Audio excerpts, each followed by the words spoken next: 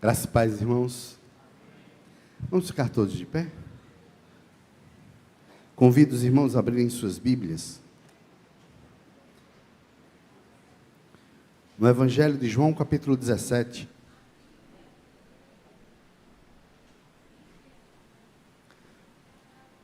Evangelho de João, capítulo 17, versos de 1 a 5.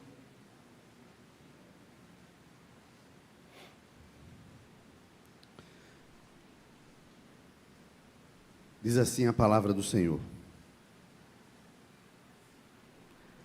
Tendo Jesus falado essas coisas, levantou os olhos ao céu e disse: Pai, é chegada a hora. Glorifica teu Filho, para que o Filho te glorifique a ti. Assim como lhe conferiste autoridade sobre toda a carne, a fim de que ele conceda a vida eterna a todos os que lhe deste. E a vida eterna é esta: que te conheçam a ti, o único Deus verdadeiro, e a Jesus Cristo a quem enviaste. Eu te glorifiquei na terra, consumando a obra que me confiaste para fazer. E agora, glorifica-me, ó Pai, contigo mesmo, com a glória que eu tinha junto a ti, antes que houvesse mundo. Pode sentar, curve sua fronte, feche seus olhos, em atitude de oração. Senhor, eterno Deus e Pai Todo-Poderoso, graças te rendemos, ó Deus, por cada momento desse culto, pelas leituras que foram realizadas, as orações, os cânticos de louvores que foram entoados. Te agradecemos, ó Deus, porque cada momento desse culto é para a honra e glória do teu nome, Senhor. Te agradecemos por esse privilégio que temos de nos achegar a Ti, diante de Ti, para Te ofertar um culto, adoração ao Teu nome. Te agradecemos, ó Pai, porque mesmo sendo pecadores miseráveis, Tu abriste o caminho à Tua presença por Cristo Jesus, pelo sangue de Cristo Jesus. E podemos agora estar na Tua presença, Senhor, Te adorando e ouvindo, Senhor, a Tua voz. Por meio da Tua palavra, Senhor, fala ao nosso coração. Por meio da Tua palavra, Senhor, transforma a nossa vida. Prepara, Senhor, o nosso coração para receber essa porção da Tua palavra, e que ela venha impactar e transformar a nossa vida. Que o Teu Santo Espírito que habita em nós trabalhe em nosso coração, em nossa vida, para que de glória em glória sejamos mais parecidos com Teu Filho Jesus Cristo. Nos ajuda, Senhor, nessa batalha, nessa luta diária, de estar mais perto de Ti e buscando imitar o Teu Filho Jesus. Senhor, apesar de mim, das minhas limitações, tem misericórdia de mim, que eu tenho a responsabilidade de expor a Tua palavra, de ensinar a Tua palavra. Não sou digno, Senhor, sou um pecador miserável. Mas me capacita, me usa nas Tuas mãos, como instrumentos nas Tuas mãos, Senhor. E que a Tua palavra seja pregada, proclamada, neste momento, e que nada venha atrapalhar a nossa atenção para ouvirmos a Tua palavra, Senhor. Me preserva de dizer além do que Tua palavra ensina. Me ajuda a falar apenas o que Tua palavra nos ensina. Em nome de Jesus. Amém. Meus irmãos, eu não sei se você já se sentiu assim, cansado, afadigado, espiritualmente. Se você já sentiu assim, meio que derrotado, tentando lutar contra um pecado, tentando lutar contra algo na sua natureza, e não tendo forças. Eu não sei se você já sentiu dessa forma, como que se sozinho. Quantas vezes você dobrou o seu joelho para orar e achou que Deus não estava te escutando? Quantas vezes nós nos encontramos em dificuldades na nossa vida familiar, pessoal,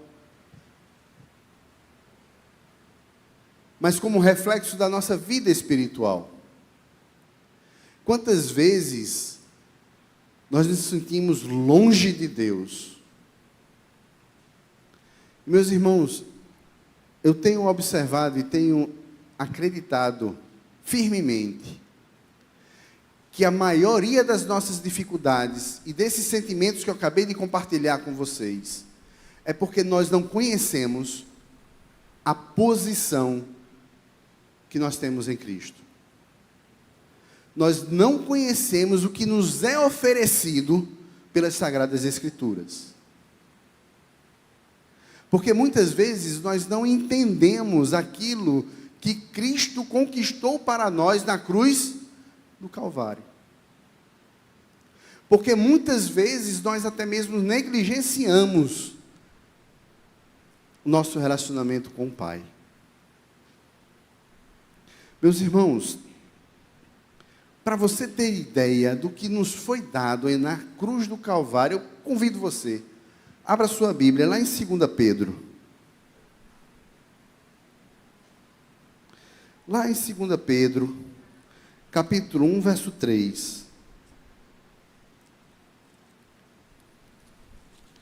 A segunda carta de Pedro, capítulo 1, verso 3, diz assim: visto como pelo seu divino poder nos têm sido doadas todas as coisas que conduzem à vida e à piedade, pelo conhecimento completo daquele que nos chamou para a sua própria glória e virtude, pelas quais nos têm sido doadas as suas poderosas e muito grandes promessas, para que por elas vos torneis coparticipantes da natureza divina, livrando-vos da corrupção das paixões que há no mundo.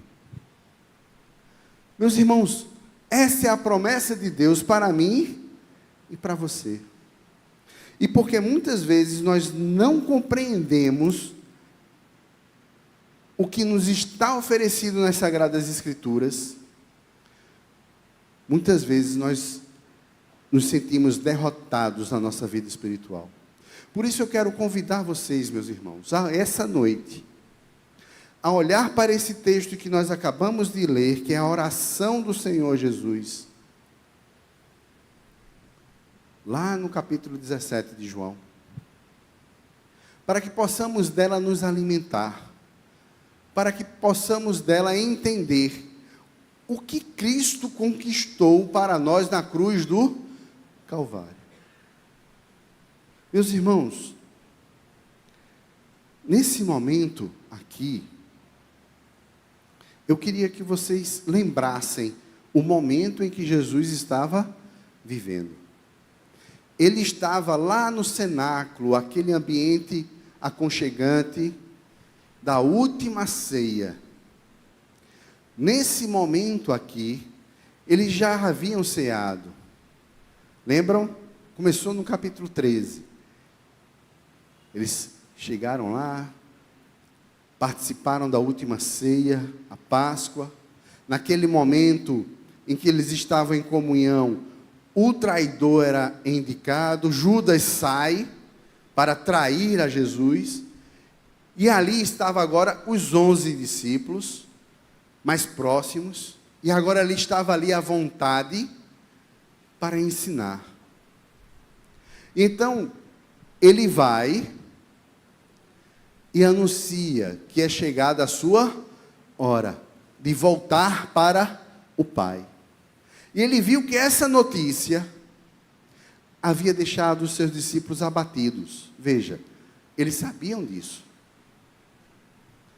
Eles já sabiam que Jesus iria partir. Jesus já havia dito várias vezes, pregado várias vezes, que era necessário que ele padecesse e fosse entregue nas mãos dos principais, dos sacerdotes, para padecer e salvar o povo de Deus. Mas naquele momento de comunhão, naquele momento em que estavam os 11 e mais Jesus próximos, eles ficaram abatidos, tristes, porque estava chegando a hora. Tinham passado 3 anos maravilhosos na presença de Jesus. Eles tinham compartilhado e visto o poder de Deus ali em Jesus Cristo. Eles tinham aprendido com o Mestre sobre o Evangelho, sobre a palavra. Eles viram os milagres que Jesus operara. E quando eles tinham alguma dúvida, eles corriam para Jesus e perguntavam: Jesus, eu não entendi esta parábola. Vejam, o próprio Jesus deu certos poderes a eles para sair e pregar o Evangelho, expulsar demônios. Então eles estavam vendo que esse momento de comunhão, esse momento de estar na presença de Jesus estava acabando, e isso abateu eles, entristeceu eles. E lá no capítulo 14, Jesus pôde ler os seus corações, ver em seus olhos essa tristeza, e ele diz lá no capítulo 14, não se turbe o vosso coração, credes em Deus, credes também em mim. E ele passou a ensinar, ele passou a falar sobre que era bom para eles que ele voltasse para o Pai, que isso seria uma coisa boa, porque iria se cumprir as promessas, e que a partir desse momento, ele enviaria outro Consolador, o Espírito Santo de Deus, para habitar neles, e que então haveria agora uma comunhão mais próxima, mais profunda entre os seus servos, entre os filhos de Deus e o próprio Deus, porque seria a habitação do Espírito Santo na vida deles, e que ele mesmo, por meio do Espírito Santo, estaria com eles até a consumação dos séculos. E ele passa então a ensinar no capítulo 14, 15 e 16, sobre essa doutrina da união mística entre o crente e o Trino Deus, a presença de Deus na vida do crente. E tendo aí a palavra aqui, já chegamos no capítulo 17, tendo Jesus falado essas coisas, levantou os olhos aos céus e disse: Pai. Ele começa a orar,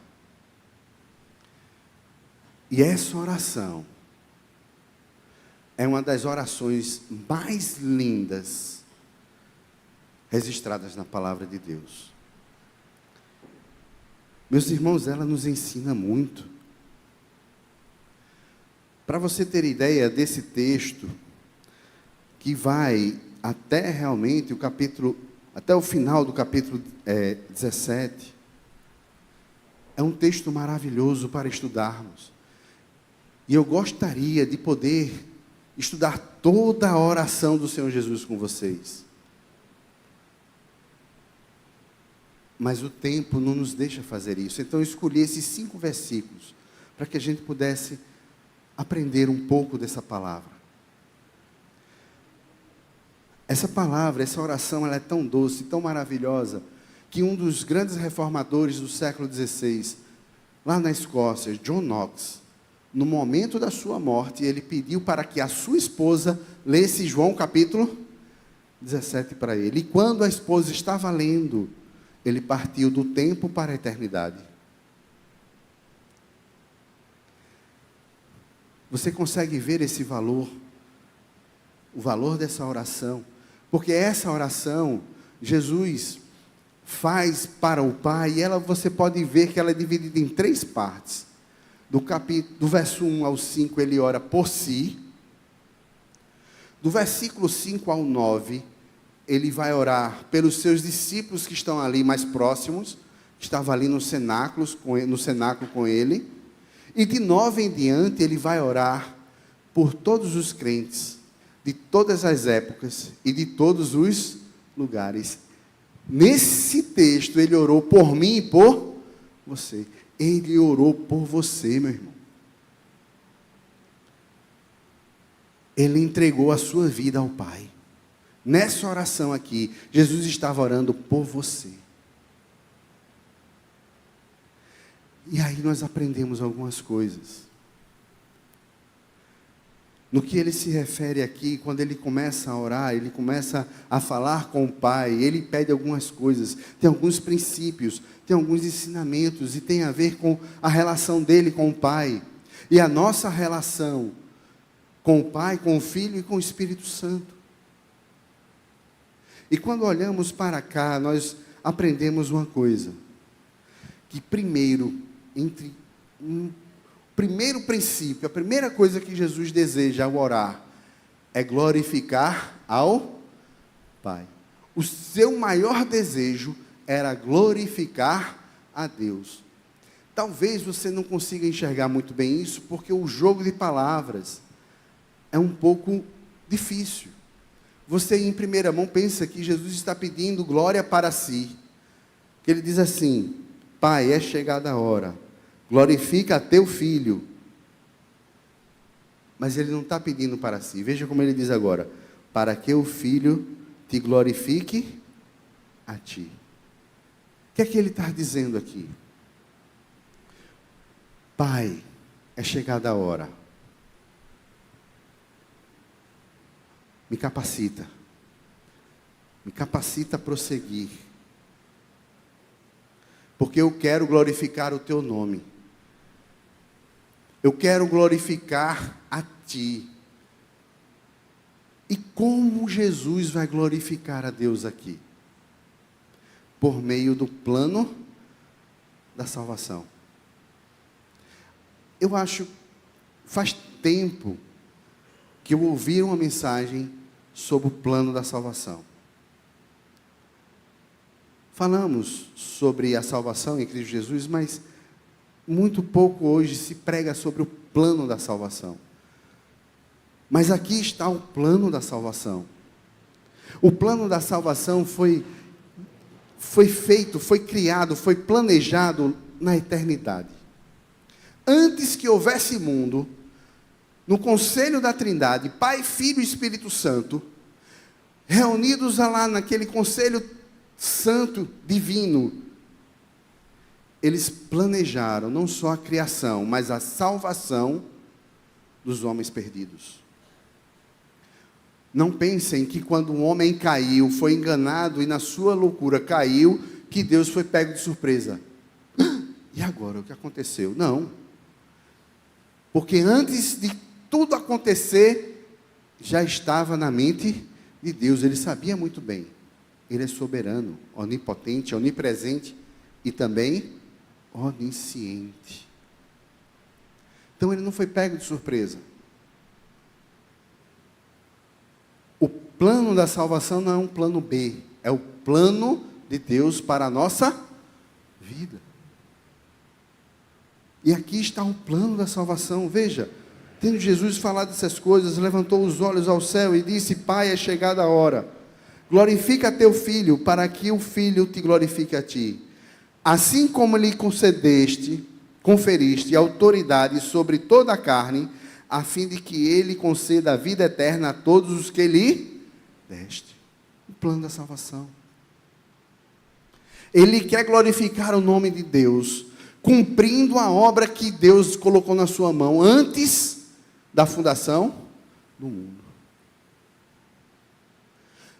Antes da fundação do mundo,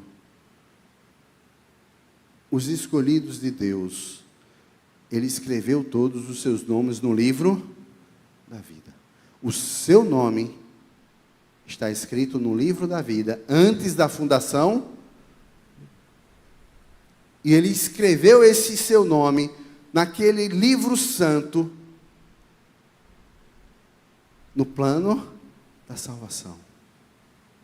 Meus irmãos, a essência aqui da oração de Jesus, nesses 5 versículos primeiro, é que Jesus quer glorificar o nome de Deus, executando o plano da salvação, a obra da salvação. Veja, se você olhar a vida de Jesus, ele sempre quis glorificar o nome do Pai. Ele não veio fazer a sua obra, ele veio fazer a obra do Pai. Ele não falou mensagem ou a sua palavra, mas ele falava a palavra do Pai. Ele sempre veio para glorificar o Pai. Deixa eu só passar aqui, tá bom? Meu recurso pedagógico, meu recurso, né? A memória já não é mais a mesma, né? Depois da Covid. Então, meus irmãos, se você prestar atenção, ele sempre quis glorificar o nome do Pai. A sua vida, a vida de Jesus, era para glorificar o nome do Pai, era cumprir a obra que antes da fundação do mundo foi designado para ele. João capítulo 4, verso 34. Aquele evento, logo após a mulher samaritana, os discípulos chegaram para ele e fez: mestre, come. Aí ele diz assim, verso 34, disse-lhe Jesus: a minha comida consiste em fazer a vontade daquele que me enviou e realizar a sua obra. A minha comida é fazer a vontade do Pai. A vontade do Pai é realizar a sua obra, é cumprir o plano da salvação. Lá era projeto, mas agora é execução. Eu estou na execução, eu estou na entrega, agora eu estou próximo à cruz, eu já estou pronto para cumprir, para dizer assim: está consumado. Eu quero glorificar o teu nome, Pai. Por isso eu peço aqui em oração: Pai, glorifica o Filho, para que o Filho glorifique a Ti, cumprindo o plano da salvação. Meus irmãos, o plano da salvação, se você observar, vamos chamar de evangelho, ele é para salvar os homens, mas se olhar você o evangelho, o plano da salvação, ele é para glorificar ao Pai. Ele glorifica a Deus. E aqui que Jesus está querendo dizer é: Pai, glorifica o teu nome, por meio de mim. Glorifica o teu nome, me ajudando, me capacitando nesse momento a cumprir, a consumar a obra que me deste. Me ajuda, Senhor. Antes de mais nada, o principal, o desejo de Jesus aqui, é glorificar o nome de Deus. E o plano da salvação glorifica o nome de Deus. Meus irmãos, o propósito de minha e sua salvação é que nós glorifiquemos ao Pai.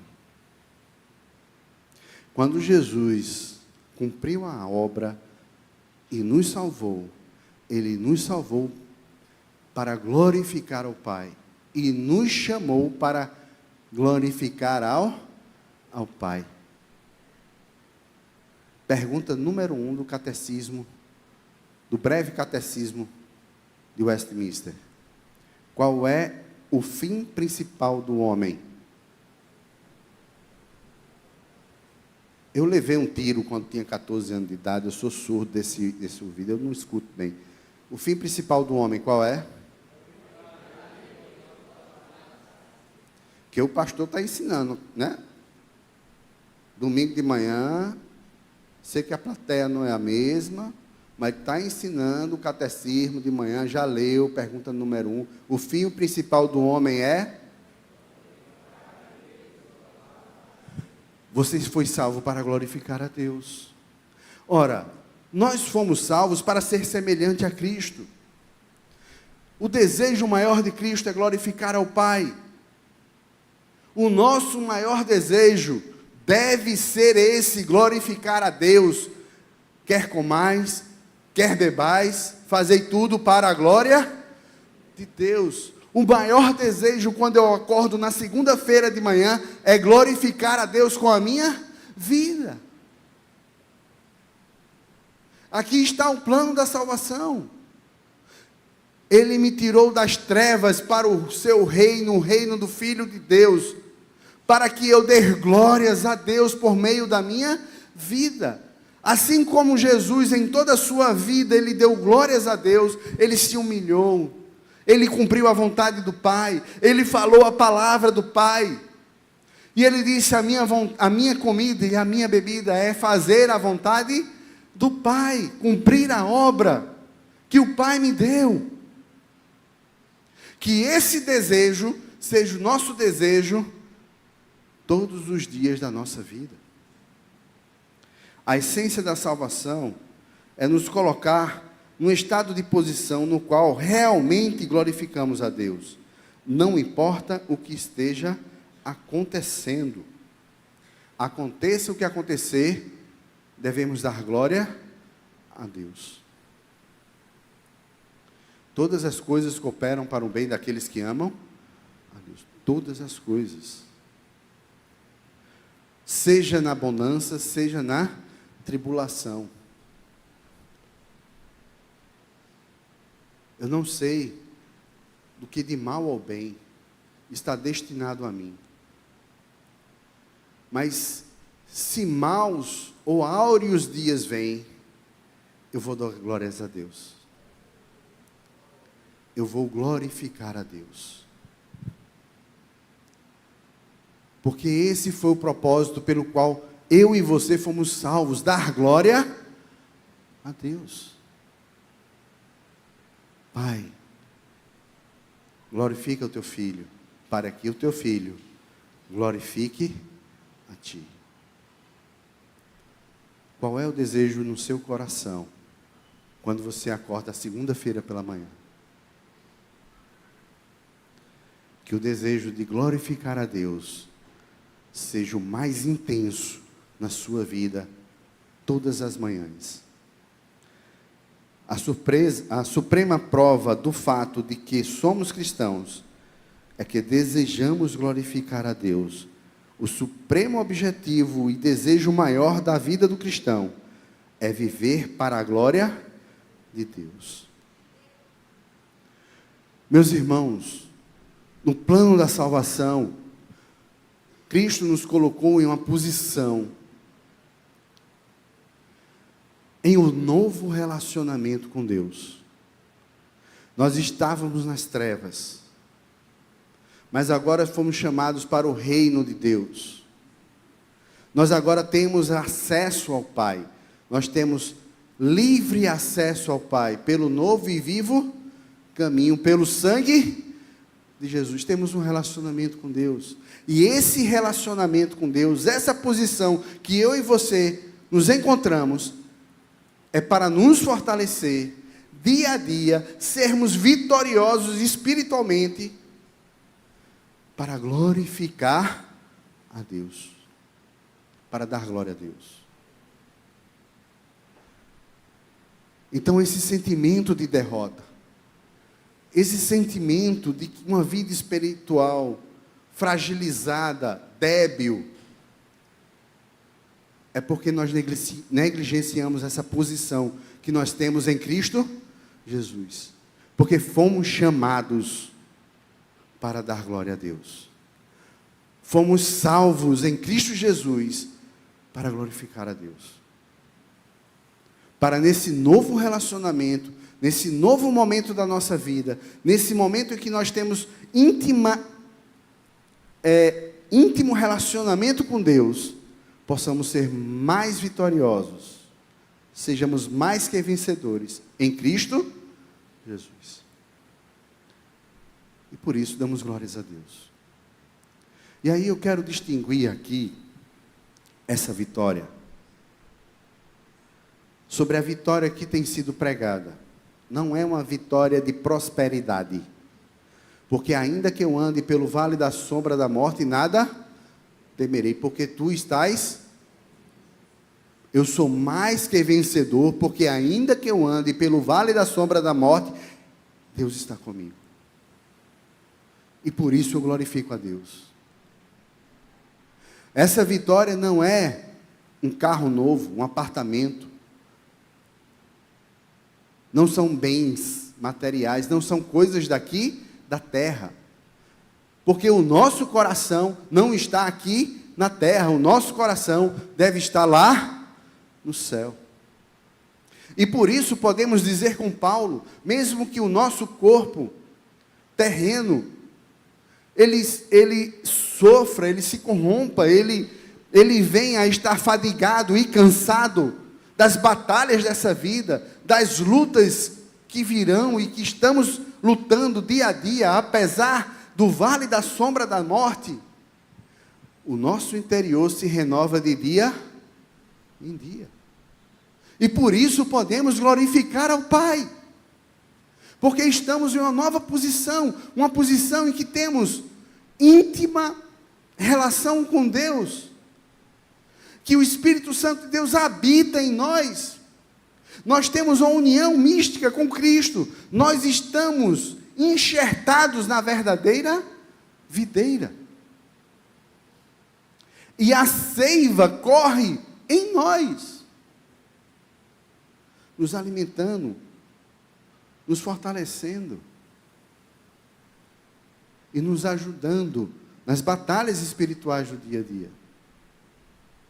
Por isso, meus irmãos, essa primeira lição que eu quero trazer para vocês é que, quando Jesus ensina todas as coisas pertinentes sobre a nossa posição em Cristo, sobre essa união mística que temos com Cristo, com o Espírito Santo, o envio do Consolador, e quando ele ora ao Pai, ele diz: olha, Pai, glorifique a si mesmo, glorifica o Filho, para que o Filho glorifique ao Pai, para que o plano da salvação se cumpra. Senhor, ele diz, me capacita, para que a tua glória seja revelada aos homens. Veja, eu quero continuar um pouco agora para um segundo ensinamento. E eu prometo que vão ser 2 hoje. Prometo para vocês. Certo? Para não me delongar demais. É que, meus irmãos, é gostoso demais estudar a palavra de Deus. É gostoso, é maravilhoso eu estar compartilhando com vocês o que a palavra de Deus fala para o meu coração. E às vezes eu me animo e passo um pouco da hora e peço perdão por isso. Mas o plano da salvação, ele revela a glória de Deus. Mas como, pastor? Como, pastor Lúcio? O plano da salvação revela a glória de Deus. Ele manifesta o caráter de Deus. O plano da salvação manifesta o caráter de Deus. Tendo Jesus falado essas coisas, levantou os olhos aos céus e disse: Pai, é chegada a hora, glorifica o teu Filho, para que o Filho te glorifique a ti. Assim como lhe conferiste autoridade sobre toda a carne, a fim de que ele conceda a vida eterna a todos os que lhe deste. E a vida eterna é esta, que te conheçam a ti, o único Deus verdadeiro, e a Jesus Cristo a quem enviaste. Eu te glorifiquei na terra, consumando a obra que me confiaste para fazer. E agora, glorifica-me, ó Pai, contigo mesmo, com a glória que eu tive junto a ti, antes que houvesse mundo. Ele está dizendo: olha, eu consumei a obra. Na mente de Jesus, eu quero que vocês lembrem, na mente de Jesus estava o Calvário, o sangue, a lágrima do Getsêmani. Ele sabia o que estava por vir. Ele sabia o que estava ali, aquela agonia que ele ia passar, as humilhações, os açoites, os pregos da cruz, o madeiro, as farpas daquele tronco a furar e a perfurar o seu corpo, surrado pelos açoites dos romanos. Ele sabia o que estava por vir. Ele está dizendo: Pai, capacite-me a enfrentar tudo isso. Pai, glorifica o teu Filho, capacita-me, me dá força, me dá condições de continuar. Mas veja, ele diz: porque eu já consumei a obra que tu me deste a fazer. quando olhamos para toda essa agonia, tudo que Jesus passou, eu quero mais uma vez que você lembre aquele momento do Getsemane, onde ele ora e conversa com o Pai, e diz assim: Pai, se possível, afasta de mim este cálice. E meus irmãos, eu quero que você lembre que o cálice não eram os açoites, o cálice não era nem mesmo os pregos da cruz, e o cálice nem mesmo era a dor da morte, essa morte dolorosa de cruz, mas o cálice era o cálice da ira de Deus, porque Deus fez convergir os meus pecados, os seus pecados para Cristo, para que ali fosse pago. E aí, o plano da salvação glorifica a Deus, revela a glória de Deus, porque revela o caráter de Deus. Primeiro ele revela o caráter santo de Deus. Da seguinte forma, meus irmãos, o homem na sua loucura, ele pecou. E esse pecado não foi uma besteirinha. Ele quis ser o próprio Deus, ele quis tirar Deus do seu trono e sentar no trono no lugar de Deus. Ele quis ser autônomo, independente. Eu não preciso de Deus, eu vou ser dono da minha vida. Não foi isso que a serpente ofereceu? Porque se comeres desse fruto, sereis como Deus. E na loucura, esse homem caiu e o pecado entrou na humanidade. E esse pecado precisa ser tratado porque Deus é um Deus santo. Em Isaías capítulo 6, quando Isaías tem a visão do trono de Deus, ele vê ali aqueles serafins cantando, entoando louvores, dizendo: Santo, Santo é o Senhor, Deus dos Santo, Santo, Santo é o Senhor. E para a gente entender essa repetição, na palavra hebraica não tem o superlativo. Quando ele quer dizer que algo é grande, ele repete a palavra copo grande, copo, copo. Mas quando ele quer extrapolar o superlativo, algo que é somente destinado a Deus, ele repete por 3 vezes: Santo, Santo, Santo é o Senhor dos Exércitos. E somente Deus é santo, santo, santo. E por Deus ser santo, santo, santo, ele precisou, num plano da salvação, tratar o pecado. Nós vemos por aí muitas mensagens sobre que Deus é amor.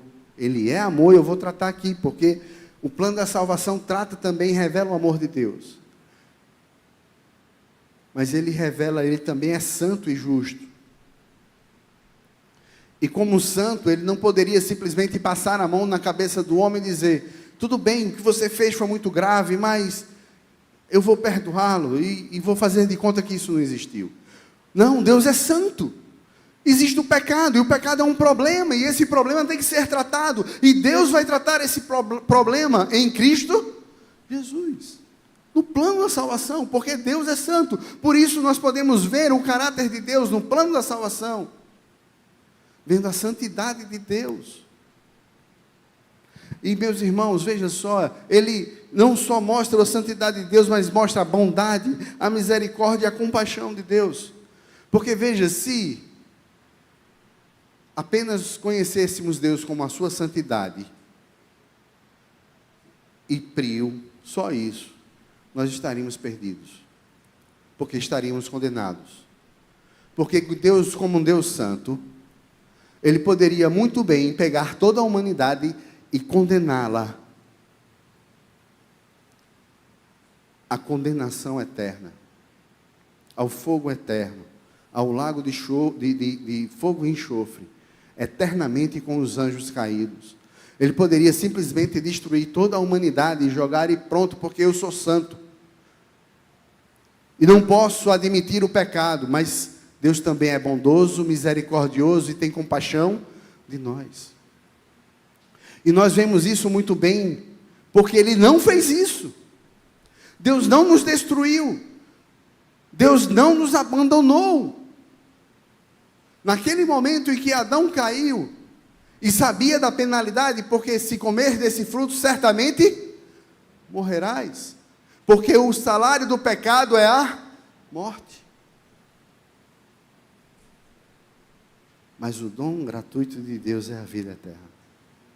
Por causa da bondade, misericórdia e compaixão de Deus. Quantas vezes Jesus, vendo uma pessoa sofrendo, e ele ali revelou a compaixão de Deus. Quando ele viu aquela viúva de Naim vindo enterrar o seu único filho, e ela já era viúva, ele olhou para os seus olhos e teve compaixão dela. Assim, dessa mesma forma, porque Jesus reflete o caráter do seu Pai, o Pai também tem compaixão da nossa miséria, porque Deus olhou para nós e viu a nossa miséria, a miséria que nós estamos lançados no pecado, e vendo em nossa miséria, Ele não nos lançou em condenação eterna, Ele fez algo diferente, Ele fez o plano da salvação, por causa da bondade, misericórdia e compaixão de Deus. E aí vemos a sua sabedoria, porque como é que Ele fez isso? Veja o plano da salvação, veja a sabedoria de Deus, para nos salvar, para planejar a vinda do seu Filho. Veja a sabedoria de Deus em dizer assim: o homem pecou, mas eu vou tratar esse pecado, porque eu estou planejando salvar esses homens. E na eternidade, no plano da salvação, Ele elegeu o meu nome, o seu nome, Ele escreveu no livro da vida. E assim como está aqui, assim como lhe conferiste autoridade sobre toda a carne, a fim de que Ele conceda a vida eterna a todos os que lhes deste. A todos. A todos. Que Deus deu, Deus Pai, deu para o seu Filho.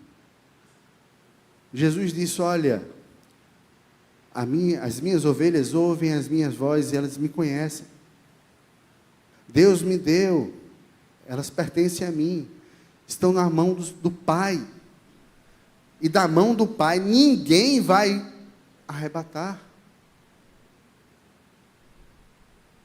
Sabedoria de Deus, porque Ele planejou e colocou toda a sua sabedoria para ver esse plano e executar esse plano, para que esse plano fosse cumprido em Cristo Jesus e não dependesse nem de mim nem de você.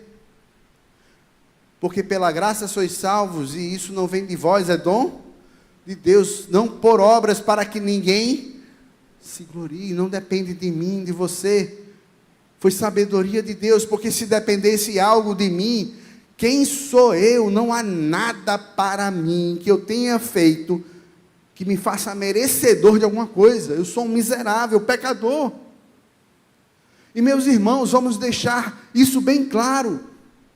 Não é o fato de você ter nascido na igreja que você é salvo. Não é o fato de você vir para a igreja que lhe faz você salvo, que lhe faz você cristão. O que lhe faz ser cristão é que Deus, em sua bondade, em sua misericórdia e compaixão, e na sua sabedoria, Ele lhe elegeu, e lhe chamou, e lhe tirou do império das trevas, para o reino do Filho do seu amor. Isso é uma cirurgia que foi feito por Deus na sua vida. Isso não foi eu, não foi você, não depende de nós.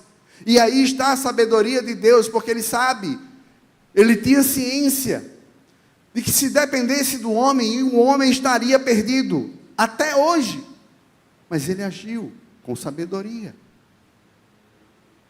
Ele teceu o plano da salvação, para que não dependesse nada de mim, nem de você, porque se dependêssemos de nós, nós estávamos perdidos. Por isso nós cremos na perseverança dos santos, porque não depende de mim, de você. porque estamos na mão do Pai, e de forma alguma seremos arrebatados. Pertencemos a Deus. E, meus irmãos, o plano da salvação, ele também revela o amor de Deus. E aqui eu não poderia deixar de falar do amor de Deus, porque o amor de Deus é a essência de Deus. O amor permeia a toda a Trindade, o amor do Pai pelo Filho e pelo Espírito Santo, o amor do Filho pelo Pai e pelo Espírito Santo, o amor do Espírito Santo pelo Pai e pelo Filho. É um amor que está permeando dentro da Trindade. E esse amor que está dentro da Trindade, ele nos alcançou. Porque lá em João, capítulo 3 está dito, 16, porque Deus amou o mundo, que deu o seu único Filho, para que todo aquele que nele crê, não pereça, mas tenha a vida eterna. Porque o plano da salvação revela o amor de Deus, e eu quero que você perceba, meus irmãos, como Deus nos amou. Eu não consigo aceitar que muitos estudiosos, teólogos, acharam que Deus não sofreu com a morte de Cristo. Não, Jesus sofreu. Deus sofreu. Deus estava em Cristo, sofrendo ali. Eu quero que vocês mais uma vez remontem a dor e pense na dor de um pai que lançando todos os nossos pecados sobre o seu filho, condenando todos os nossos pecados e tratando todos os nossos pecados no seu filho, e ouvindo o filho dizer assim: Deus meu, por que me desamparaste? Você que é pai,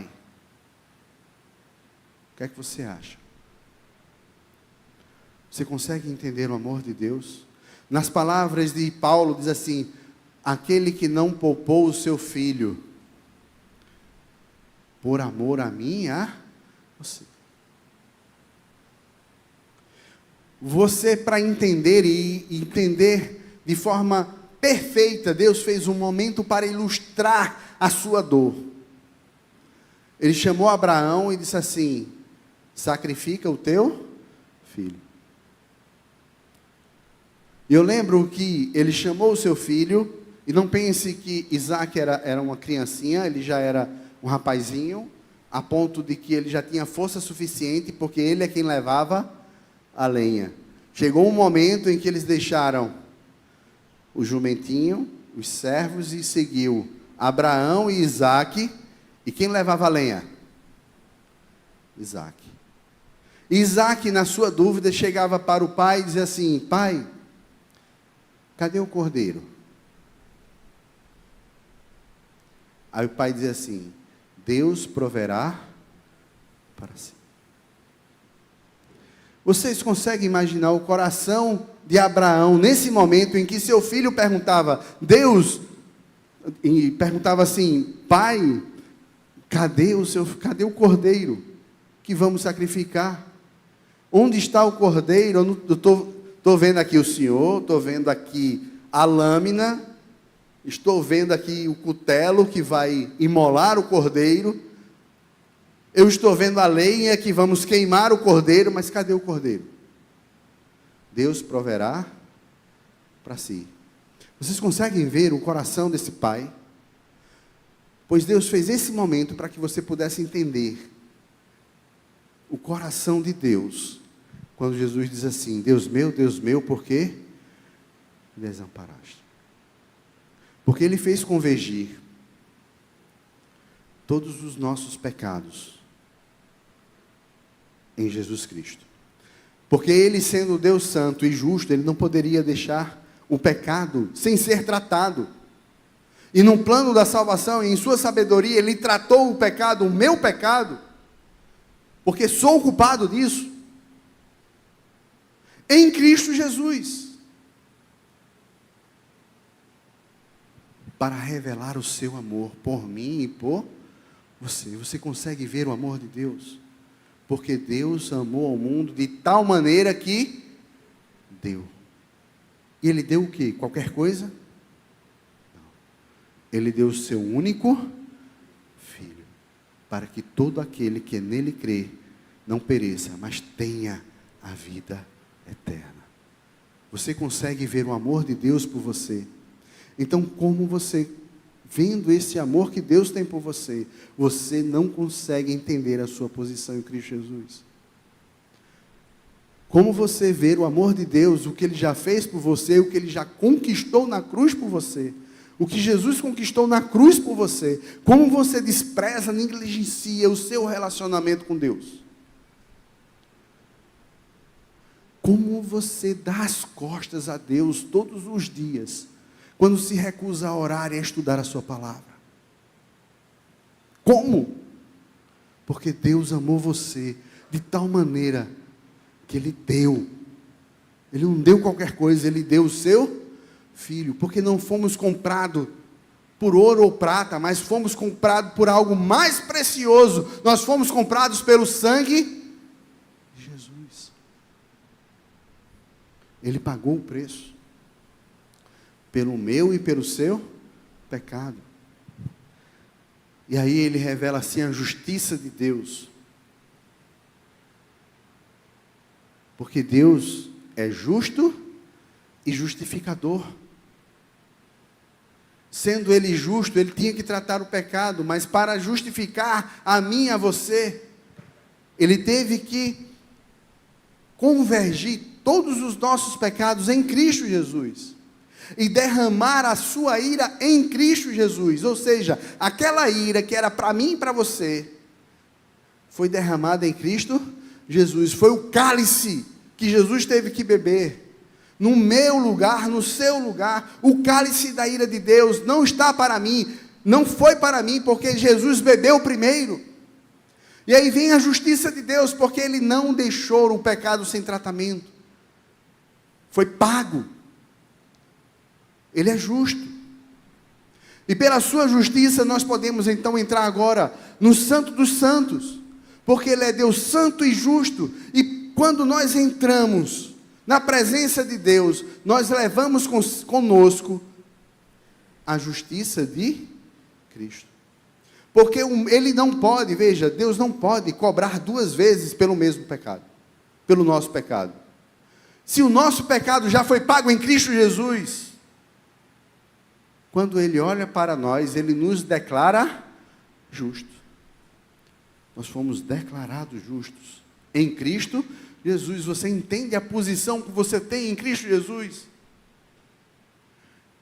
Então você não pode se sentir derrotado, você não pode se sentir maltratado, um mulambento, porque você foi justificado em Cristo Jesus. E por isso nós temos ousadia, assim diz o escritor aos Hebreus, nós temos ousadia de entrar na presença de Deus. Entre na presença de Deus, porque você está em Cristo Jesus.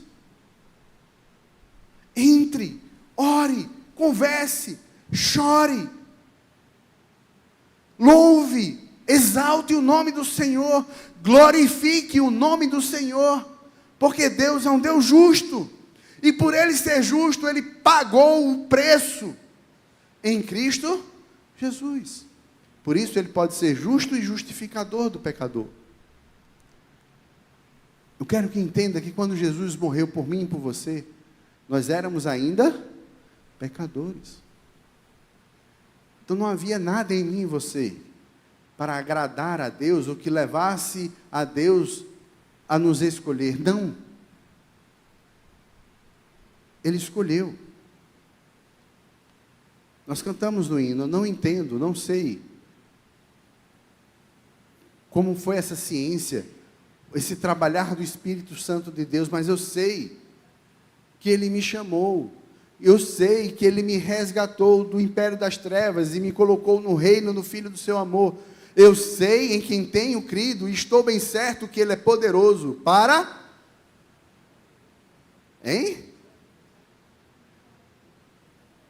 para nos dar a coroa da vitória. Porque Deus é justo. E por causa da justiça de Deus, eu posso ter certeza em fé que eu posso entrar na presença de Deus. Eu posso orar. Eu posso conversar com Ele. Eu não preciso de intermediários. Eu não preciso de anjos, eu não preciso de santos. Em Cristo Jesus eu posso entrar no Santo dos Santos para louvar, engrandecer, exaltar e glorificar o nome do Senhor. O que você está esperando para glorificar a Deus? Com a sua vida, dia em dia. Meus irmãos, e por último, o plano de Deus, ele revela o caráter de Deus em seu poder. Poder de Deus. Vocês conseguem enxergar o poder de Deus no plano da salvação? O poder de Deus na encarnação, em preparar aquele corpo para receber o Filho de Deus, o milagre do nascimento virginal, o milagre da vinda de Cristo ao mundo. Olha como ele diz: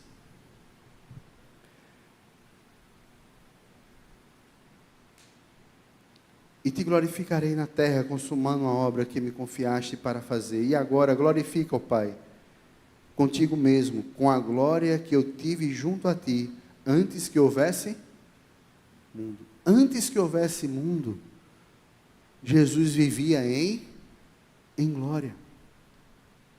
Você consegue ver o poder de Deus em preparar esse caminho do plano da salvação para a vinda do seu Filho em glória, para nos salvar?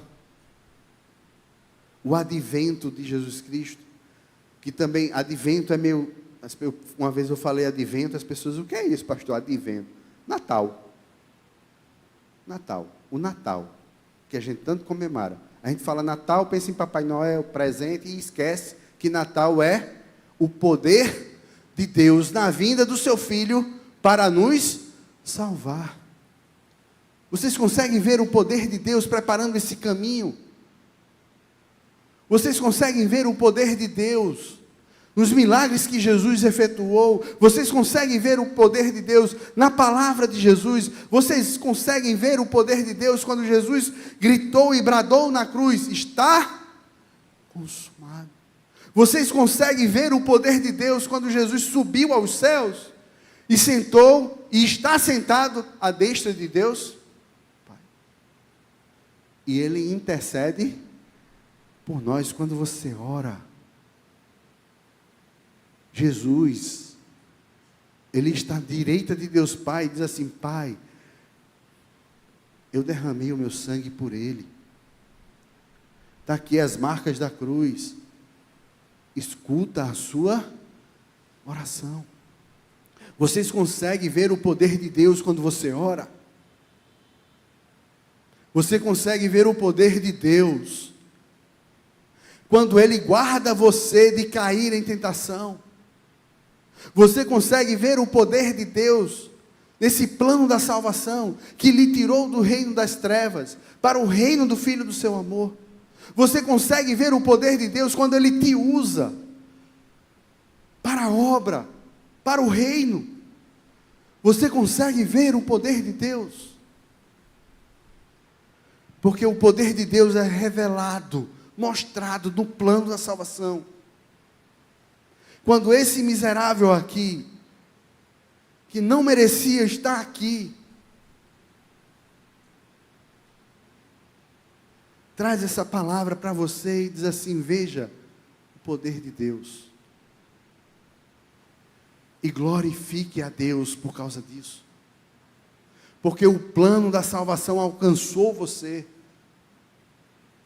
Ora, quando os discípulos voltaram da sua missão, e eles estavam maravilhados, e disseram ao mestre: Senhor, até os demônios nos submetem. Ele disse: não se alegre, não se exultem,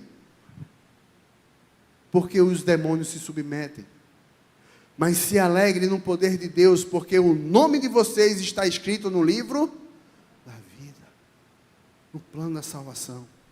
Esse é o verdadeiro poder de Deus, que é manifesto aqui hoje, quando nós pregamos o plano da salvação, quando pregamos o Evangelho, e assaltamos o inferno, porque os eleitos, quando escutam a pregação, quando escutam que Jesus morreu por eles se entregam, eles se rendem a Cristo, eles entregam suas vidas a Cristo. Isso é poder de Deus, é Deus agindo no nosso coração. Vocês conseguem ver isso? Meus irmãos, quando Jesus orou aqui, Ele queria nos ensinar que o seu desejo maior era glorificar ao Pai. Era glorificar ao Pai, cumprindo a obra que lhe foi confiada, a obra da salvação, o plano da salvação. E o plano da salvação glorifica a Deus, revela a glória de Deus. Revela a sua santidade, sua bondade, misericórdia, compaixão, sabedoria, amor, justiça e poder. Mas como eu comecei, quantas vezes você se sente derrotado? É porque você não entende o que foi conquistado por Cristo na cruz do Calvário para você, pelo poder de Deus. É porque você não entende a sua posição em Cristo Jesus. É porque você não entende que você é mais do que vencedores. Aconteça o que acontecer, você é mais do que vencedor em Cristo Jesus. Seja a tempestade que você esteja passando, mantenha-se firme, mantenha firme o seu leme, porque você é mais que vencedor. Não porque você merece, não porque você é alguma coisa, mas porque Deus está contigo. Porque quando Cristo morreu ali na cruz, quando Ele subiu aos céus, Ele enviou para os seus discípulos, para mim e para você, o Consolador. Porque estamos nessa união com Ele. E por estarmos em Cristo, nós temos ousadia de entrar na presença de Deus. Nós estamos em um novo relacionamento com Deus. E por estar em um novo relacionamento com Deus, eu penso diferente, eu ajo diferente. Porque o meu maior desejo é glorificar a Deus. E aí está o segredo da felicidade, da paz e da alegria verdadeira de todo crente, que excede todo entendimento, porque é o fim principal do homem, glorificar a Deus e gozá-lo. Aí está a alegria, aí está a verdadeira alegria, em dar glória ao Pai, em glorificar a Deus,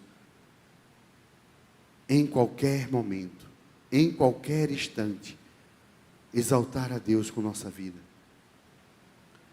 Meus irmãos, eu quero encerrar esse momento chamando você da reflexão. Contemple o plano da salvação e admire a glória de Deus revelada nesse plano da salvação. Você já se deteve em olhar o plano da salvação? Em olhar o plano da salvação quando ele foi elaborado antes da fundação do mundo? Você já se deteve em meditar, em olhar tudo o que Jesus fez por você, em tudo o que Deus Pai fez por você, em que o Espírito Santo fez e agiu por meio e para você? Você medita nisso? Contemple o plano da salvação e glorifique a Deus. Louve a Deus por isso. Avalie a sua posição em Cristo. Avalie. Avalie como você está a posição que você está em Cristo. Tudo que Jesus conquistou na cruz do Calvário foi dado para você, por meio da fé. E lembre, nem a fé é nossa, a fé é dom de Deus. Foi dado. Para você dizer, eu tenho fé, nem a fé é sua, foi Deus quem lhe deu. Você está vendo o tamanho do presente que Deus deu para você? Você vê, imagina as bênçãos nas regiões celestiais que Deus tem para você. Avalie sua posição em Cristo. Convido você a abrir o Salmo 142 e ler comigo. E reflita um pouco.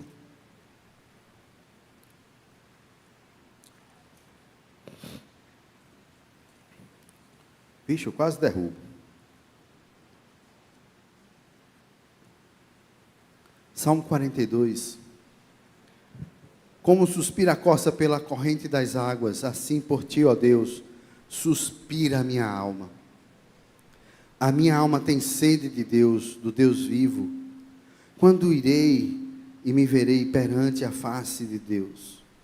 As minhas lágrimas têm sido o meu alimento, dia e noite, enquanto me dizem continuamente: o teu Deus, onde está? Lembro-me destas coisas, e dentro de mim se me derrama a alma. E como passava eu como a multidão do povo, e os guiava com procissão à casa de Deus, entre gritos de alegria e louvor, multidão em festa. Porque está abatido a minha alma? Porque te perturbas dentro de mim? Espera em Deus, pois ainda o louvarei. A Ele, meu auxílio e Deus meu. Sinto abatida dentro de mim a minha alma, lembro-me, portanto, de ti, nas terras do Jordão e no monte Hermon, e no outeiro de Mizar. Um abismo chama outro abismo, ao fragor das tuas catacumpas. Todas as tuas ondas e vagas passaram sobre mim, contudo, o Senhor, durante o dia, me concede a sua misericórdia, e à noite, comigo está o seu cântico em uma oração. Ao Deus da minha vida, digo a Deus, minha rocha: por que te olvidaste de mim? Por que hei de andar eu lamentando sobre a opressão dos meus inimigos? Esmigalham-se-me os ossos quando os meus adversários me insultam, dizendo: o teu Deus, onde está? Porque está abatido a minha alma? Porque te perturbas dentro de mim? Espera em Deus, pois ainda o louvarei. A Ele, o meu auxílio e Deus. Você entendeu a sua posição em Cristo Jesus? Por que está abatida a tua alma? Porque você se sente abatido, derrotado, oprimido? Porque você se sente ofendido quando os ímpios olham para você e dizem: o teu Deus onde está? Você entende a sua posição em Cristo e que Deus não te abandonou, que Deus está contigo.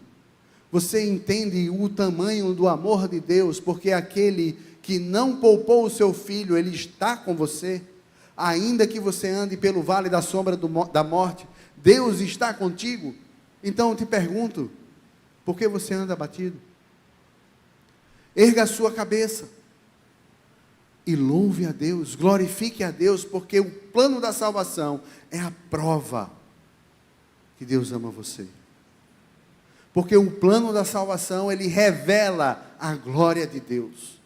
Porque o plano da salvação mostra para você que você está em uma nova posição em Cristo Jesus. Você foi salvo em Cristo Jesus desde a eternidade. Você foi salvo desde a eternidade. Diga isso ao seu irmão que está do seu lado. Diga.